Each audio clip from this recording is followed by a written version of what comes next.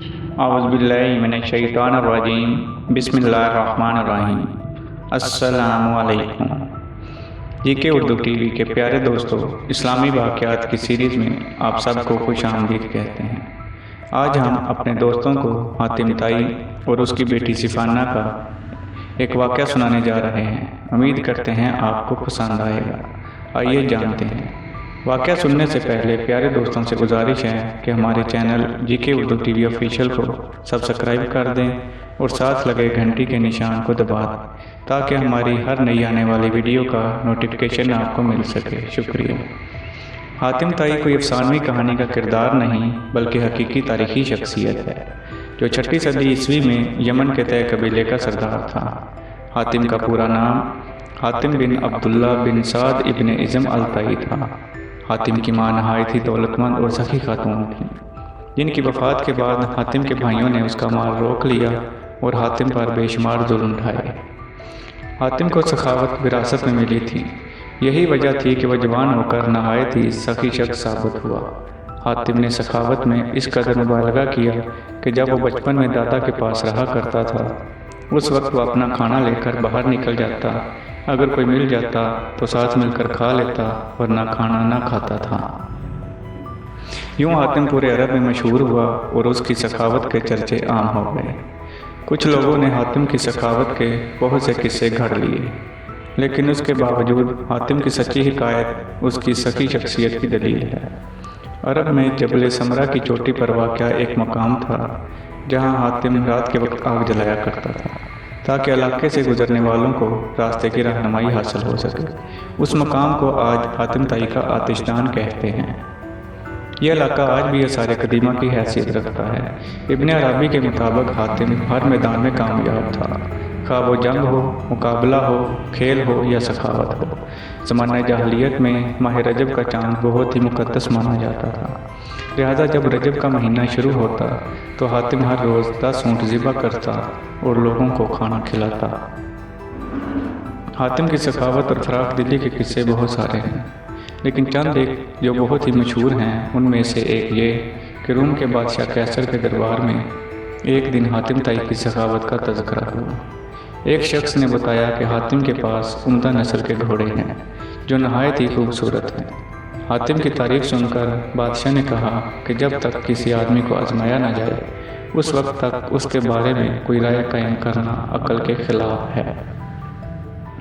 بادشاہ نے کہا جاؤ اور حاتم کی سخاوت کے بارے میں ہمیں معلومات فراہم کرو، اس سے کوئی ایسی چیز طلب کرو جو اس کی نظر میں سب سے زیادہ قیمتی ہو۔ درباری نے کہا کہ حاتم کے لیے سب سے زیادہ عزیز اور قیمتی اس کا تیز رفتار گھوڑا ہے، لہذا بادشاہ نے یہ حکم دیا کہ حاتم سے اس کا گھوڑا مانگو اور میرے پاس لے کر آؤ۔ لہذا وزیر کے درباری کئی منزلیں طے کرتے ہوئے رات کے وقت حاتم طائی کے گھر پہنچے۔ جب وہ وہاں پہنچے تو موسلادھار بارش ہو رہی تھی۔ ایسے خراب موسم میں گھر سے نکلنا نہایت ہی مشکل تھا، لہذا مہمانوں کے کھانے کا انتظام کرنے کے لیے حاتم نے اپنے گھوڑے کو ہی ذبح کر دیا اور دسترخوان پر لذیذ بھنا ہوا گوشت پیش کیا۔ صبح کے وقت جب بارش تھمی تو ان وزیروں نے کہا کہ ہمارے بادشاہ کے سامنے آپ کے گھوڑے کی بہت تعریف کی گئی ہے۔ بادشاہ چاہتا ہے کہ آپ اپنا گھوڑا بادشاہ کی خدمت میں بطور نذرانہ پیش کریں۔ وزیر کی بات سن کر حاتم نہایت ہی افسوس کے ساتھ کہنے لگا کہ وہ گھوڑا تو میں نے آپ کو رات میں کھلا دیا۔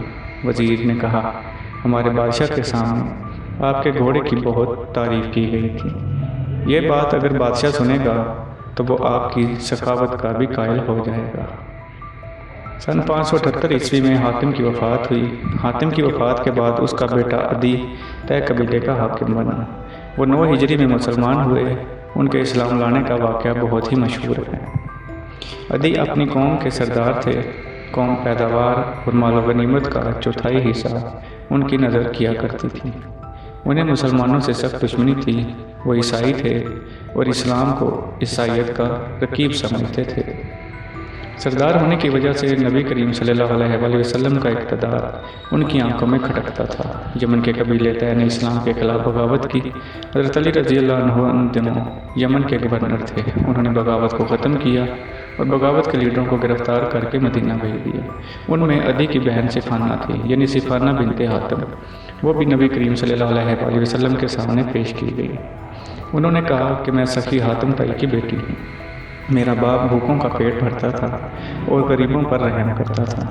اس پر نبی کریم صلی اللہ علیہ وسلم نے فرمایا، تیرے باپ میں مسلمانوں کی سی خوبیاں تھیں، اگر تیرا باپ مسلمان ہوتا تو یقیناً ہم اس پر رحم کا معاملہ ہی فرماتے۔ اس لڑکی کو رہا کر دو کیونکہ اس کا باپ اعلیٰ اخلاق کا مالک تھا اور اللہ اعلیٰ اخلاق کو پسند فرماتا ہے۔ لہذا نبی کریم صلی اللہ علیہ وسلم کے اس احسن سلوک سے متاثر ہو کر عدی اور اس کی بہن صفانہ نے بعد میں اسلام قبول کر لیا۔